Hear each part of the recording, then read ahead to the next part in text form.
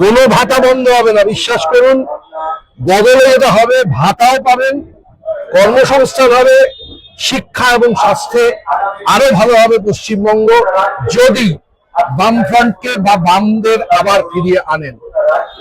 এইবারের ভোট আপনাদের পরবর্তী নিজের ছেলে মেয়েদের জন্য দেবেন, নিজের জন্য নয়, আর নিজের ছেলে মেয়েদের জন্য দিন।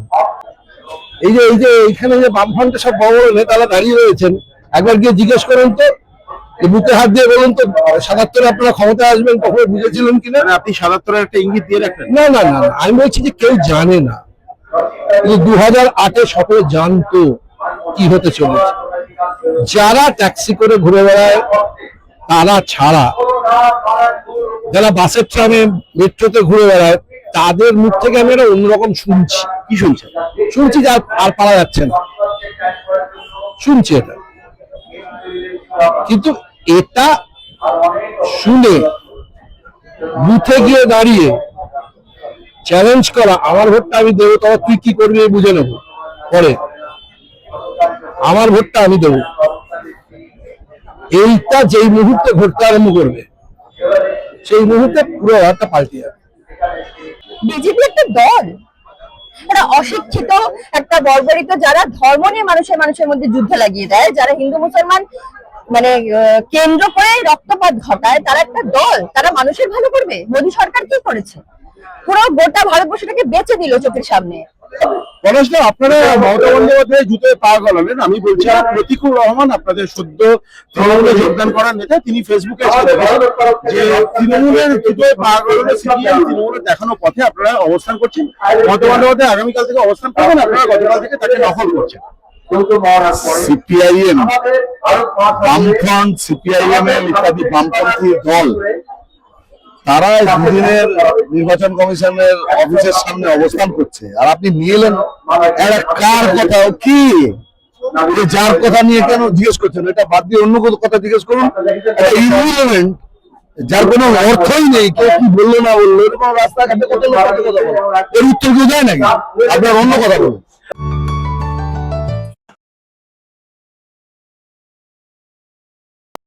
নমস্কার, আপনি রয়েছেন কবিরের সঙ্গে। আজকে সিইও দপ্তরের সামনে সিপিআইএমের যে ধর্ণা অবস্থান, তার দ্বিতীয় দিন ছিল। সেখানে আমরা কথা বলেছিলাম, একদম গ্রাউন্ড জিরো থেকে আপনাদেরকে দেখিয়েছি। সিপিএমের রাজ্য সম্পাদক মণ্ডলীর সদস্য পলাশ দাস, চন্দন সেন, জ্যাক, মৌসুমী ভট্টাচার্য, আরও অনেক সাধারণ মানুষ, নেতা নেত্রী এবং নেতৃত্ব, পার্টি নেতৃত্ব তারা উপস্থিত ছিলেন। ওদের সঙ্গে কথা বলে কী নির্দেশ বেরিয়ে এলো সরাসরি আপনাদের জন্য। এবং যারা প্রথমবার এই চ্যানেলে আসছেন, আমার আপনার মতো সাধারণ মানুষের খবর যাতে আপনাদের কাছে সবার আগে পৌঁছে যায়, তার জন্য চ্যানেল সাবস্ক্রাইব করুন। চন্দন, লজিক্যাল ডিসক্রিপেন্সি, অনেকে বলছেন লজিক্যাল ইডিওসি, আজকে তারপরে অ্যাডজুডিকেশন।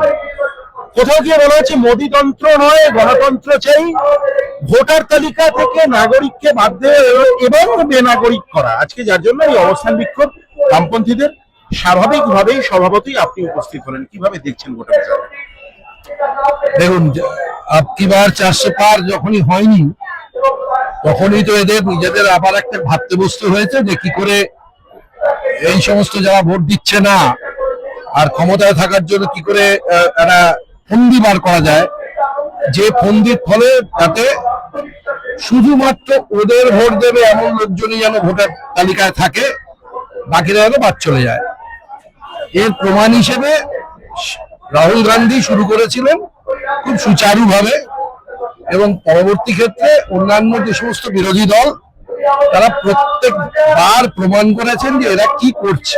এবং দুটো জিনিস, এক হচ্ছে যে 14 সাল পর্যন্ত যেখানে আমার ইলেকশন কমিশনের নিয়ম ছিল যে একজন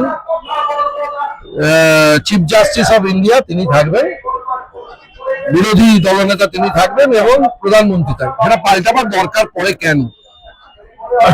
কোন দুরভিসন্ধি না থাকলে পাল্টাবার দরকার পড়ে না। কিন্তু তার থেকে আরো স্পষ্ট যখন হয়ে যায় যে এটা একবারে দুরভিসন্ধি নয়, এটা এমন একটা ষড়যন্ত্র, যে ষড়যন্ত্র থেকে বেরোবার আর কোনো রাস্তা যেন তৈরি করে রাখা যায়, সেটা হচ্ছে আবার এরা তো দিনের বেলায় কোনো আইন পাস করে না, সব রাত্রিবেলা করে।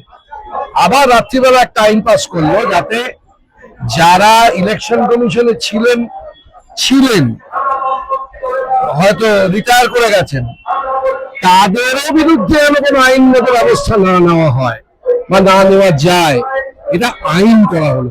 কি দরকার পড়ে একটা মানে দেশের সরকারের? যদি না সেই দেশের সরকার অত্যন্ত ষড়যন্ত্রমূলক কিছু করেন, তাহলে তো এদিকের কোনোটা দরকার পড়ে না।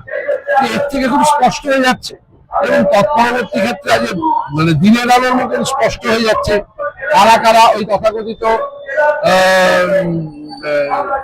চ্যাটার্জি আর চট্টোপাধ্যায়, আচ্ছা যারা বোঝেন না, প্রথমত বাঙালিকে বুঝতে গেলে একটুখানি লেখাপড়া করার দরকার পড়ে। যারা আসেন তারা তো অধিকাংশই লেখাপড়া করে আসেন না। এই সমস্ত মানে আমরা সারা ভারত জুড়ে ঘুরে এসব তথাকথিত আধিকারিকদের সঙ্গে কথা বলে বুঝতে পেরেছি, মানে 5% লোকও যারা তথাকথিত ভাবে কি বলা উচিত, মানে অনেকে বলেন বিহার থেকে সবচেয়ে বেশি আইপিএস যায়, আইএস যায়, তাদের সঙ্গে কথা বলে একবার দেখবেন তো, তারপর বুঝতে পারবেন যে বিহার থেকে কি যায় আর ইউপি থেকে কি যায়। বাংলাকে বুঝতে গেলে বাংলার জন্য তৈরি হয়ে আসতে হবে। সেটা যদি তৈরি হয়ে না আসা যায়, তাহলে তার ফল এরকম হবে, এবং উল্টো দিকের ফল যে হবে সেটা খুব শিগগিরই বুঝবেন। না, আমার একটা খুব কৌতূহল, আপনি কিভাবে দেখছেন এর থেকে ঢিল ছোঁড়া দূরত্বে আগামীকাল মুখ্যমন্ত্রী মমতা বন্দ্যোপাধ্যায় ধর্ণা অবস্থান করবেন। আবার অনেকে বলছেন, আপনারা বলছেন যে তার মেশিনারিকে কাজে লাগিয়েই তো এই এসআইআর প্রক্রিয়া সম্পন্ন হয়। ওটা ব্যাপারটা কোথায় এগোচ্ছে? আস্তে আস্তে রাষ্ট্রপতি শাসনের দিকে এগিয়ে যাচ্ছে। আমি সিপিআইএম সহ সমস্ত বিরোধী দলকে বলবো, একটু সামান্য টাকা খরচা করুন, সামান্য টাকা খরচা করে ওনার ওই যে সুরে মারা ওই ছবিটা সারা পশ্চিমবাংলা জুড়ে ছাপিয়ে দিন, এবং পাশে কবে কেন করেছিলেন, কবে করেছিলেন লিখে 2004 সালে অনুপ্রবেশকারী। খুব বেশি টাকা খরচা হবে না, তারা এইটুকু করুন। তারপর উনি ওখানে ধর্নায় বসুন কি বসছেন না, তাতে কিছু যায় আসবেন না। কেন বসছেন? কেন বসছেন মানে আয়তরায় জমি কি আস্তে আস্তে রাজনৈতিক জমি হারিয়ে যাচ্ছে? সেটা ওরা জানবে, আর যারা রাজনীতি করেন তারা জানবে। আপনার কি মনে হয়? আমার নিজের মনে হয় যে উনি খুব ভালো জানেন তো, পালস বুঝতে পারেন।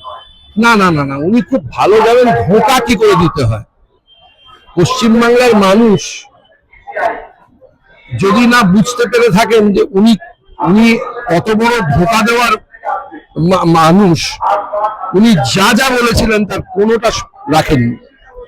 আমি অনেক কাল আগে যখন ওনার জন্যই তৎকালীন বামফ্রন্ট সরকার বাধ্য হয়েছিলেন যে একজনের চাকরি দিতে হবে এবং 12 একর জমির মধ্যে রাখতে হবে, তখন আমি বলেছিলাম আমি মমতা ব্যানার্জি পতাকা হাতে সারা মানে পশ্চিমবঙ্গে ঘুরে বেড়াবো। মমতা ব্যানার্জির জন্য এটা সারা ভারতবর্ষে সম্ভব হবে। কিন্তু তারপরেই যখন দেখলাম বেরিয়ে এসে অন্য কথা বলছে, তখন বুঝতে পারলাম না উনি একেবারে ঠিক কথা বলছেন না, এবং বলছেন না সেটা পশ্চিমবঙ্গের কারণে নয়, শুধুমাত্র নিজের কারণে। আজ পর্যন্ত যা যা করেছেন উনি সব নিজের কারণে করেছেন, এবারও উনি নিজের কারণে করতে চাইছেন। জানি না মানুষ উত্তর দেবে। আমি শুধু পশ্চিমবাংলার মানুষকে একটা কথা বলবো, যদি মনে করে থাকেন যে মমতা ব্যানার্জিকে সরিয়ে দিলে ভাতা কম পড়ে যাবে, তাহলে খুব ভালো করে মনে করে দেখুন, বামফ্রন্ট সরকার এমনকি কংগ্রেস সরকার যে সমস্ত ভাতা দিয়েছিল তার কোনোটা বন্ধ হয়নি। কোনো ভাতা বন্ধ হবে না, বিশ্বাস করুন। বদলে যেটা হবে, ভাতাও পাবেন, কর্মসংস্থান হবে, শিক্ষা এবং স্বাস্থ্যে আরো ভালো হবে পশ্চিমবঙ্গ, যদি বামফ্রন্টকে বা বামদের আবার ফিরিয়ে আনেন। এইবারের ভোট আপনাদের পরবর্তী নিজের ছেলে মেয়েদের জন্য দেবেন, নিজের জন্য নয়, আর নিজের ছেলে মেয়েদের জন্য দিন।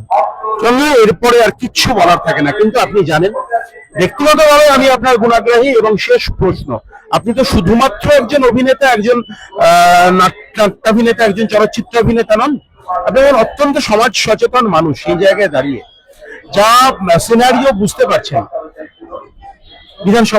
বিধানসভা নির্বাচনে কি ফলাফল হতে চলেছে?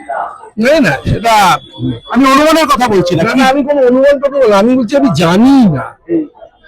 এই যে এখানে যে বামফ্রন্টে সব বড় বড় নেতারা দাঁড়িয়ে রয়েছেন, একবার গিয়ে জিজ্ঞেস করেন তো, এই বুকে হাত দিয়ে বলুন তো ৭৭ আপনারা ক্ষমতায় আসবেন কখনো বুঝেছিলেন কিনা? মানে আপনি ৭৭-এর একটা ইঙ্গিত দিয়ে রাখলেন। না, আমি বলছি যে কেউ জানে না। 2008-এ সকলে জানতো কি হতে চলেছে। যারা ট্যাক্সি করে ঘুরে বেড়ায় তারা ছাড়া, যারা বাসের ট্রামে মেট্রোতে ঘুরে বেড়ায় তাদের মুখ থেকে আমি একটা অন্যরকম শুনছি। কি শুনছেন? শুনছি যে আর পারা যাচ্ছে না, শুনছি এটা। কিন্তু এটা শুনে বুথে গিয়ে দাঁড়িয়ে চ্যালেঞ্জ করা, আমার ভোটটা আমি দেবো, তবে তুই কি করবি বুঝে নেবো পরে, আমার ভোটটা আমি দেবো, এইটা যেই মুহূর্তে ঘটতে আরম্ভ করবে সেই মুহূর্তে পুরো ব্যাপারটা পাল্টে যাবে। রশ্মি, গত 2 বছর আগে যখন অভয় আন্দোলন চূড়ান্ত পর্যায়ে, তখন তোমার একটা বক্তব্যকে কেন্দ্র করে কুণাল ঘোষ এবং দেবাংশু ভট্টাচার্য যে বিতর্ক তৈরি হয়েছিল, তার রেশ কাটতেই গতকাল তুমি মধ্যরাতের কলকাতায় আবার আগুন ঝরালে। কি জন্য মাঝরাতে ঘুম ছেড়ে, বিছানা ছেড়ে, পরিবার ছেড়ে, সবকিছু ছেড়ে রাস্তায় এসে দাঁড়ালে? না, আমাদের রাস্তায় এসে দাঁড়ানোটা তো মানে কালকে প্রথম নয়। আমরা বিগত 15 বছর ধরে সামান্য কারণে আমাদের যেভাবে মানে আমরা যেহেতু সাধারণ ভোটার বা সাধারণ মানুষ, তাদেরকে উত্তক্ত করা হচ্ছে, বিজেপি বা তৃণমূল সরকার উত্তক্ত করছে। আমরা লাস্ট 15 বছর ধরে আন্দোলন করব বলে, লড়াই করব বলে রাস্তাতেই আছি। তার মধ্যে যেটা ভয়ঙ্করতর ঘটনা ঘটেছে অভয়াকাণ্ড, তামান্না কাণ্ড। আর এখন যেটা আমাদের বিজেপি সরকার, মানে যাকে আমি বলি একদম জঘন্য একটা অসভ্য, মানে সহ্যের বাইরে এরকম একটা সরকার যারা আমাদের দেশ চালায়, এই জায়গাটা আমাদের কাছে ভীষণ লজ্জা যে এরকম একটা ক্ষমতা আমাদের দেশ চালায়। তো তাদের যে এই একটা মানে সাধারণ মানুষকে উত্তপ্ত করার একটা যে বিষয় এসছে, ভোট দিতে দেব না, মানুষকে ভোট দিতে দেব না, আমি অত ক্যালকুলেশনে যাচ্ছি না। 2002, 2012 আমি কোনো ক্যালকুলেশনে যাচ্ছি না। আমি এইটুকু বুঝি সাধারণ নাগরিক হিসেবে যে 18 বছর বয়স হয়ে গেলে, আমাদের ছোটবেলা থেকে আমার মা বাবারা শিখিয়েছেন বা আমাদের স্কুলে কলেজে শেখানো হয়েছে, 18 বছর বয়স হয়ে গেছে তোমার ভোটার অধিকার আছে, কারণ তুমি এই দেশের, এই শহরের নাগরিক। আমার পিতৃ পরিচয়, আমার ধর্ম পরিচয়, আমার রক্তের পরিচয় যেমন কেউ আমার থেকে ছিনিয়ে নিতে পারবে না, আমার ভোটার অধিকারও কেউ ছিনিয়ে নিতে পারবে না। তো আমি এই সত্তাতে ভীষণভাবেই বিশ্বাস করি যে একটা পাওয়ার বা একটা সংস্থা বা একটা সরকার এসে কিছু সংখ্যক মানুষকে বলবে যে আপনাদের নামের বানান ভুল, বা আপনারা এই দলিতে পড়েন, ওই দলিতে পড়েন, বা আপনারা এই কাজ করেন বলে ভোট দিতে পারবেন না, এটা আর হবে না। বিজেপির ওপর এত রাগ কেন? বিজেপি একটা দল, একটা অশিক্ষিত, একটা বর্বরিত, যারা ধর্ম নিয়ে মানুষের মধ্যে যুদ্ধ লাগিয়ে দেয়, যারা হিন্দু মুসলমান মানে কেন্দ্র করে রক্তপাত ঘটায়, তারা একটা দল। তারা মানুষের ভালো করবে? মোদী সরকার কি করেছে? পুরো গোটা ভারতবর্ষটাকে বেঁচে দিল চোখের সামনে। আমাদের কি আছে বলুন তো? আমাদের কি ছিল? মুখ্যমন্ত্রী সম্পর্কে all the best for the vote, best of luck for 2026 বিধানসভা ভোট। আমরা দেখে নেবো মুখ্যমন্ত্রীকে। আমি ভীষণ ভাবে এই বছর লড়ে যাব যে আমাদের একটা কণ্ঠ আমরা বিধানসভায় পৌঁছাতে চাই, সেটা আমরা করে দেখিয়ে দেবো। আমরা শূন্য শূন্য শূন্য, কিন্তু এই বছর আমি দেখিয়ে দেবো। তার জন্য মমতা ব্যানার্জি সহ যারা প্রত্যেকে ওনার সহকর্মী, ওনার পাশে আছেন, আমাদের ইন্ডাস্ট্রি প্রচুর মানুষ তৃণমূল করেন, প্রত্যেককে অল দ্য বেস্ট। আমরা 26-এর ভোটে দেখিয়ে দেবো। এসআইআর এর নাম করে বৈধ ভোটারদের নাম বাদ দেওয়া, এটা আমার তো মনে হয় ক্রিমিনাল অফেন্স, এবং এই অফেন্সটা বিজেপি তৃণমূলের সাহায্য নিয়েই করেছে। কারণ যারা ভোটার লিস্ট বানাতে বসেছিল, যে বিএলআর, তারা তো তৃণমূলের লোক।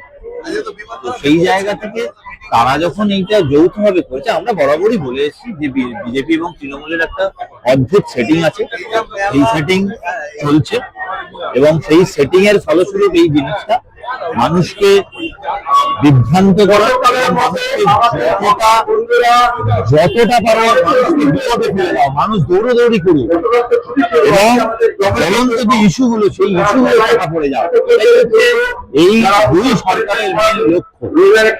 তো সেই লক্ষ্যে তারা কখনো সফল হবেন না, কারণ বরাবরই যে কোনো ইস্যুতে রাস্তায় নেমেছে, তারা রাস্তায় থেকেছে, আজও আমরা ডেপুটেশন দিয়েছি এবং আমাদের একটাই দাবি, যারা বৈধ ভোটার তাদের নাম যতক্ষণ না লিস্টে নেওয়া হচ্ছে ততক্ষণ ভোট হবে না।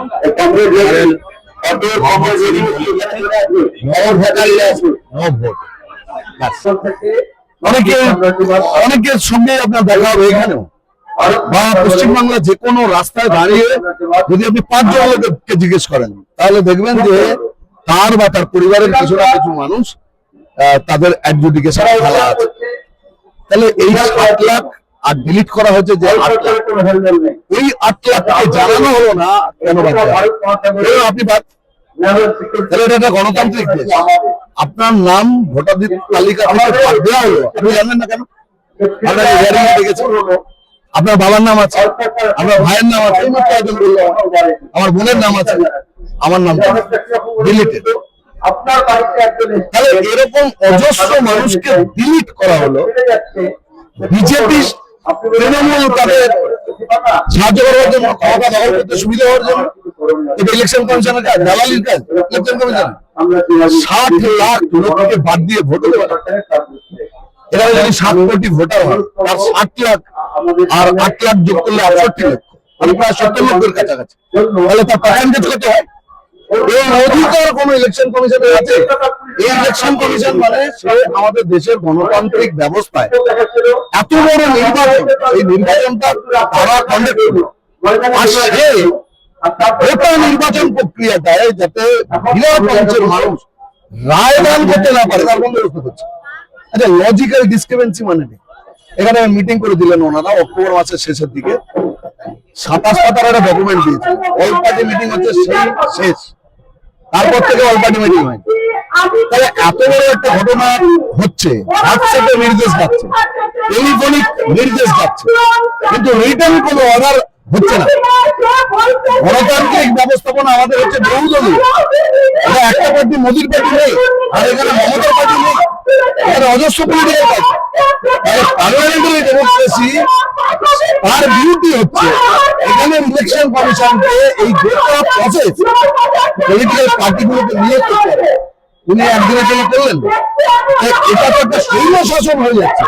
আমার মনে হচ্ছে আপনার নাম থাকবে, এই ভূগোলের মানুষ যা আছে তাকে ভাব দেবো, নির্দিষ্ট মতুয়া সম্প্রদায়ের মানুষ ভাব দেবো, ভাব দেবো, তান্ত্রিক ভাব দেবো, মহিলা ভাব দেবো, আর বিরাট অংশের মুসলমান ভাব দেবো।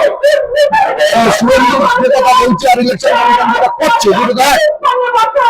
নরেন্দ্র মোদী যে কথা ইলেকশন হলেই বলে ইলেকশন কমিশন, এখানকার বিজেপি আর মমতা বন্দ্যোপাধ্যায়ের স্বীকারোক্তি একটা বিক্রি লক্ষ্যপাত যাচ্ছে। সুরেন্দ্র তো এটাই বলেছে, আর ইলেকশন কমিশন সেই দিকে নিয়ে যাচ্ছে। 7 আর 4 যোগ করলে 1,20,000। তাহলে আমরা কি বুঝতে পারছি না এটা কোন দিকে যাচ্ছে? ইলেকশন কমিশন একটা আরএসএস বিজেপি একটা বিভাজনের অস্ত্র হয়ে দাঁড়াচ্ছে। দুর্ভাগ্যজনক যে ভারতের মতো দেশ, পৃথিবীর বৃহত্তম গণতন্ত্র, ইলেকশন কমিশন বড় হয়ে যাওয়ার জন্য সেটা কার্যত ধ্বংস হচ্ছে। এখান থেকে ঘোষণা হতে পারে কখন? যখন প্রতিটি ভোটারের ভোটার তালিকা নৈধ ভোটার এই যেটা ঘোষণা করুন না করেছেন, এই যে আবার বিজেপি স্টেপ নেওয়া ইলেকশন কমিশনের কাছে আমাদের আপনারা যারা মিডিয়ার লোকেরা আছেন সিইও কে জিজ্ঞেস করুন অনুপ্রবেশকারী কজন, রোহিঙ্গা কজন, তালিকা দিক, তাদের নাম ঠিকানা আপনারা দিন, আমাদের ইন্টারভিউ করুন, আমাদের এরকম করতে ইন্টারভিউ করুন। তবে তো সাংবাদিকতা। তাহলে আপনি দুধ তালিকা দাবি করেন কোন বিজেপির কোন আরএসএস এর কোন হিন্দুদের মধ্যে মুসলমান বিরোধী বিদ্বেষ জাগানোর জন্য রোহিঙ্গা অনুপ্রবেশকারীর যে কথা ওরা বলেছে এটা প্রমাণ করবার দায় এবং দায়িত্ব এখন বিজেপি ইলেকশন কমিশন তাদেরকে দিতে হবে। আর আপনারা সত্য উদ্ভাবন করুন, ওনারা বলুন যে কত ধরতে পেরেছেন বলতে পারছেন।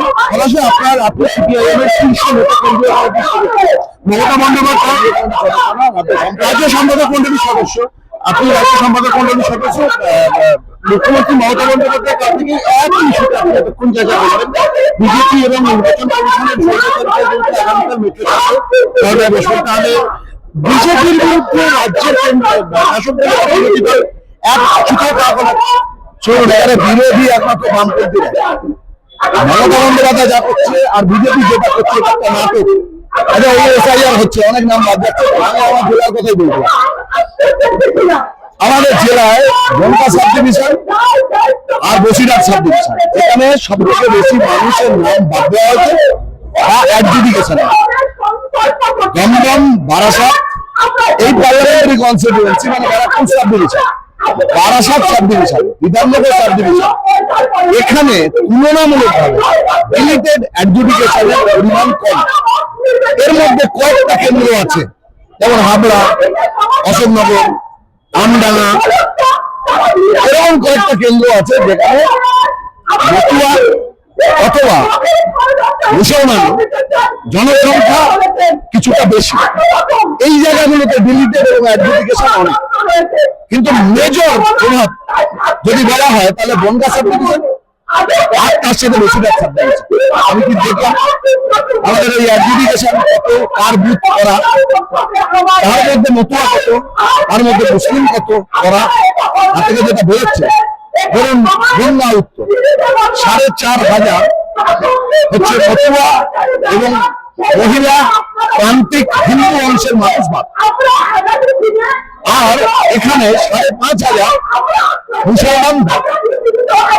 এবার আপনি বসিরহাটে ধরুন একটা কেন্দ্রে 12,000 বাদ, এই 12,000 বাদের মধ্যে মানে অ্যাডজুডিকেশনে গেল, এর মধ্যে 1,115-র মতো হচ্ছে নন মুসলিম, বাদ বাকিটা সব মুসলিম। অ্যাপারেন্টলি দেখে কি মনে হতে পারে যে একটা সাংঘাতিকভাবে তৃণমূলের ক্ষতি হয়ে গেল, এটা আপনি একটা দিক দেখছেন। কয়েনের উল্টো দিকে কি আছে? কয়েনের উল্টো দিকে হচ্ছে কদিন আগে বাঙালি হেনস্থা কেন করা হয়েছিল?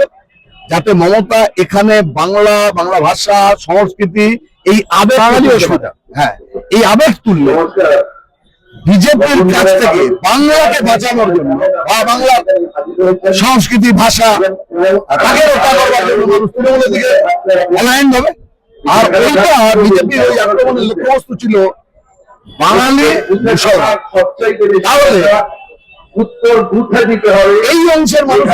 এই জায়গাতে এইখানে আসছি, একটা ঘটনা লাগার হচ্ছিল, তাহলে ও বললো 21শে জুলাইয়ের মঞ্চ থেকে যে আমি 26 পর্যন্ত বাংলা ভাষা সংস্কৃতির আন্দোলন করবো। 27 অব্দি বলেনি, 28 অব্দি বলেনি, 29 অব্দি বলেনি, 26 অব্দি মানে ভোটের প্রজেক্ট।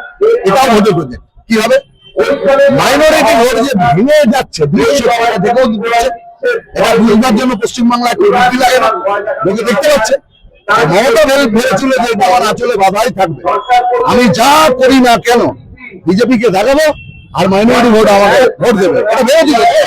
এখন মানুষ তার জীবন জীবিকা, রুটি রুজি, ওবিসি, স্টার্টআপ, মাদ্রাসা, সংখ্যালঘু উন্নয়ন, এই সব প্যারামিটার দিয়ে দেখে নিয়েছে যে ও মিথ্যা কথা বলছে। মুসলমানরা মমতার জন্য বিপদ, আর তাকে বিজেপির ভয় দেখিয়ে তাকে ওর পার্টির সাথে রেখে ও চুরি জোচ্চুরি গুন্ডামি এটাকে চালানো হচ্ছে, ভেঙে যাচ্ছে। আরেক দিকে যেটাকে গড় মনে করতে উদ্বাস্তু, অপরাধী জাতি, আদিবাসী, মতুয়া, রাজবংশী, এই গড়টাও ভেঙে যাচ্ছে। ও মতুয়া কার্ড বিক্রি করেছে 80 টাকা, 100 টাকা বিক্রি হয়েছে। ও বিক্রি করেছে হিন্দু কার্ড, কিন্তু এগুলো বিক্রি বার্তা করবার পরেও আবেদন করলে ভোটাধিকার থাকবে এটা বলবার পরেও যারা আবেদন করেও ছিল তারাও তো ভোটাধিকার পেলেন না। আমাকে বলার দরকার নেই, নির্বাচন কমিশন তো উনি যার দ্বারা পরিচালিত, উনি তো একটা পুতুল। ওনাকে সুতো দিয়ে বেঁধে রেখেছে, সুতো দিয়ে বেঁধে রেখে অমিত শাহ, নরেন্দ্র মোদী তারা নাচাচ্ছেন, উনি নাচছেন। আর উনি এই নাচবার মধ্যে দিয়ে যেতে হলে মতুয়াদের সর্বনাশ উনি করলেন। উনি জানিয়ে আমার সেটাই প্রশ্ন যে এবারে দাঁড়ান, আমি বলছি এইটা ভেঙে যাবে। এই ভেঙে যাওয়ার অর্থটা তাহলে টিএমসি যদি না থাকে তাহলে বিজেপি থাকবে না। আবার বিজেপি যদি এইটা না থাকে তাহলে টিএমসি থাকবে না। তাহলে ভেঙে যাওয়াটা জোড়া দেওয়ার জন্য এই এসআইআর এর নাটক হচ্ছে। তাহলে এইবারে মমতা বন্দ্যোপাধ্যায় বলবে যে দেখো 12,000 লোক বাদুড়িয়ায় তোমায় বাদ দিয়ে দিল, অ্যাডজুডিকেশনে রাখলো, নাম বাদ দিয়ে দিয়েছে 4,000-এর উপরে। তাহলে ও যদি ক্ষমতায় আসে তাহলে তোমাদের বাংলাদেশে পাঠিয়ে দেবে। তাহলে আমাকে ভোট দাও, আমাকে ভোট দিয়ে তোমার আমি দায়িত্ব নিচ্ছি, আমি তোমাকে রক্ষা করব। তাহলে এইখানে আসবার সুযোগ বিজেপি মমতাকে দিচ্ছে। আর এর পরিণতিতে কি হবে? পরিণতিতে হবে চোর, চিরম্বা, গুন্ডা, বদমাস তাদের শক্তি বাড়ানোর একটা বিজেপি ঘর। আমার শেষ প্রশ্ন, আপনার জেলায় এবং নদিয়াদের সর্বাধিক জনসংখ্যা, কালিদাস তো নন বিজেপি, যে ডালে বসে আছেন সেই ডাল কাটবেন কেন? না, ও তো একটা আইন তৈরি করতে হয় কাটতে গেলে। মতুয়ার জন্য এক আইন, মুসলমানের জন্য এক আইন, আদিবাসীর জন্য আরেক আইন, রাজবংশীর জন্য আরেক আইন, এরকম হয় না। তাহলে আইন যেটা হয় সেটা একটাই হয়। এই আইনটা একটা হওয়ার কারণের জন্য ও যেটা বোঝেনি সেটা হলো যেটা কি হতে পারে, কি হতে পারে। আমি বলছি বিজেপি এই রাজ্যটাকে চেনে না। আসামে যেটা হলো, আমরা একটা প্রথম থেকে বলেছিলাম যে আসামের দ্বিগুণ সবাই ওর পশ্চিমবাংলা নাচে না, ফল হচ্ছে তারপরে টার্গেট যে বিশেষ সম্প্রদায়ের মানুষ, এ নিয়ে কোনো ভুল নেই। কিন্তু এটা করতে গিয়ে ওরা যে নিয়মটা তৈরি করলো, সেই নিয়মে বাকি অংশের মানুষ তারা পড়ে গেল, মহিলারা পড়লেন, প্রান্তিক অংশের মানুষ পড়লেন, আদিবাসী পড়লেন, প্রধানত গরিব প্রান্তিক খেতে খাওয়া মানুষ তারা এটার মধ্যে পড়লেন। কেমন ফল আশা করি? হ্যাঁ, কেমন ফল আশা করি? আমি বলছি যে এই যে কদিন আগে বাংলাদেশে ভোট হয়ে গেল না, বিজেপি, RSS এন্ড কোম্পানি আর মমতা বন্দ্যোপাধ্যায় এখান থেকে কিছু শিক্ষা পাবে। আমাদের জামাত জব্দ, যে জামাত প্রায় ক্ষমতায় এসে যাচ্ছিল। জামাত কি চায়? এক ধর্মের রাষ্ট্র চায়, শুধুমাত্র মুসলমানদের রাষ্ট্র হবে। তাহলে লোকে আতঙ্কিত হলো, আশঙ্কিত হলো কি হবে বাংলাদেশে। তাহলে এপার বাংলা প্রমাণ করলো বাংলার মানুষ তারা জামাতের মতো মৌলবাদী শক্তির হাতে দেশকে তুলে দিয়ে তাই করেছে। 19, 21, 24 তিনটে নির্বাচন এপার বাংলার মানুষ প্রমাণ করে চলেছে এপার বাংলায় বিজেপি, RSS এর মতো মৌলবাদীদের হাতে যাবে না। তাহলে আজকে এপার বাংলা যা সিদ্ধান্ত 19, 21, 24 বাংলাদেশ এপার বাংলা সেই সিদ্ধান্ত 26-এ নিল। এবারে 26-এ কি হতে যাচ্ছে? ওরা এইটা বুঝেই কোনোভাবে টিএমসি বিজেপির বাইনারি রাখবার জন্য বিভাজনের এসআইআর আতঙ্ক তা তৈরি করে মানুষকে ধর্মের নামে সাব ডিভিশন ভাঙতে পারছে। কিন্তু এবারে এটা ভাঙবে বলেই তো মুশকিল। আরেকটা কথা শেষ বলে দিন, 26 সালের ভোটের পরে আপনি এখনই বিজেপি নেতাদের বলতে পারেন শুভেন্দুর সুবিধা আছে, শুভেন্দু মুকুলের মতো তৃণমূলে চলে আসবে। আর এখানে বাকি যে RSS, বাকি বিজেপি, তাদেরকে আপনারা বলবেন যে আমরা বললাম এই 500 প্যাকটা গুছিয়ে রাখতে, না চলে যেতে হবে। এই 26-এর ভোটে পরে এটা কেউ থাকবে না। আর আত্মবিশ্বাস না থাকলে, আত্মবিশ্বাসে ওটাই হবে। জামাতকে বাংলাদেশ যা করলো, এপার বাংলা যা করলো, এপার বাংলা তার রাজনীতি, সমাজ, সংস্কৃতি, ইতিহাস, ঐতিহ্য, পরম্পরা, এটা এখানে বিজেপি, RSS কে পুরো পাঠিয়ে দেয়। এটা না হলে কি বলবে? 164টা আসন তাতে তৃণমূল এগিয়েছিল আর বিজেপি এগিয়েছিল 121। বিজেপি স্লোগান হলো 19-এ হাত, 21-এ 7। 21-এ কি হয়েছিল? 77। 21-এ তৃণমূলের 164 থেকে হিমালয়ের মাথায় 213-তে উঠে গেছে। আর বিজেপি 121 থেকে হিমালয় তলায় 77-এ নেমে এসছে। মানে তৃণমূলের এই situation আপনি যত বিজেপির উপরে ভর করতে যাবেন তৃণমূলকে হাঁটানোর জন্য, আসলে আপনি তত সব চিটিংবাজ, গরু চোর, কয়লা চোর, বালি চোর, নিয়োগ চুরি, এদের গভর্নমেন্টকে স্পেন্ডিং করে দেবেন। কাজে আমাদের বক্তব্য হচ্ছে, আপনি বিজেপিকে ঠেকাতে গেলে তৃণমূল, তৃণমূলকে হারাতে গেলে বিজেপি, এটাকে বাদ দিন। জীবন জীবিকা, রুটি রুটি সব শেষ। সাহস করে সিপিআইএম বাম আগে ভোট দিন। এই 26-এ ভোটের পর আপনারা বলবেন বামেদের শক্তি, আপনারা তৃণমূলের শক্তি বলবেন না, বিজেপির শক্তি বলবেন না। শক্তি মানুষের কাছে আছে। প্রত্যেকটি হেনস্থার শিকার মানুষ, প্রতিটি বেকার ছেলে মেয়ে, প্রতিটি পরিযায়ী শ্রমিক, প্রতিটি কম মজুরিতে কাজ করতে বাধ্য হওয়া গিগ ওয়ার্কার্স থেকে সাধারণ শ্রমিক, তাদের জীবন জীবিকা, রুটি রুটি, শিক্ষা শেষ, স্বাস্থ্য শেষ, সব বেসরকারি পণ্য। আমাদের ছেলেমেয়েরা একেবারে বাইরে চলে যাচ্ছে। বাঁচাতে যদি হয় তাহলে এর বাইরে যাওয়ার কোনো রাস্তা নেই। ভবিষ্যৎ গড়বার জন্য বামপন্থীদের বাঁচুন। এই নির্বাচনে তৃণমূল বিজেপি এদেরকে সাফ করে দেওয়ার দায়িত্ব আপনারা নেন।